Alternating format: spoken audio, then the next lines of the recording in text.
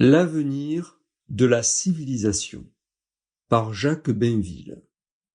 Un texte lu par Daniel Franck. Avril 1922. Si l'on vous demandait quel est le mot abstrait qui a été le plus souvent prononcé depuis la guerre, pour lequel seriez-vous disposé à parier? Serait-ce le droit? Serait-ce la justice? Serait-ce la démocratie?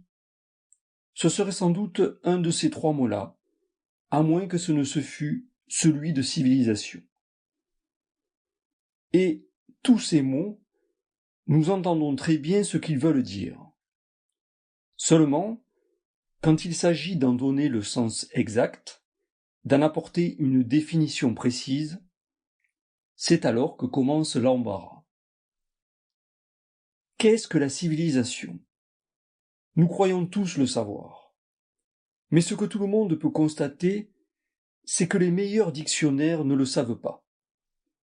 Ouvrez celui du Littré, qui est l'incomparable trésor de la langue française. Vous y trouverez que la définition est bien vague. Elle est même inexistante, à la vérité. Littré dit en effet « civilisation, action de civiliser ». Cela ne nous avance pas beaucoup.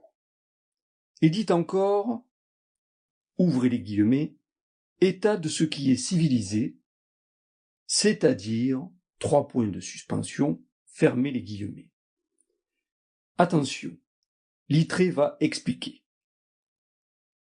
Ensemble des opinions et des mœurs qui résultent de l'action réciproque des arts industriels, de la religion, des beaux-arts et des sciences.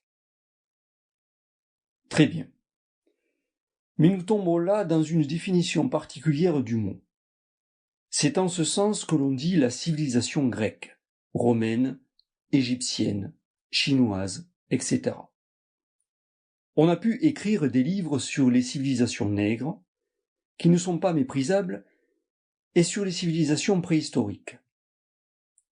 Mais la civilisation par un grand C, la civilisation en soi, nous en revenons à la décourageante définition de Littré.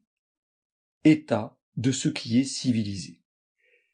Et si nous cherchons le sens du verbe civiliser, nous trouvons rendre civil, c'est-à-dire courtois, et polir les mœurs, c'est-à-dire donner la civilisation.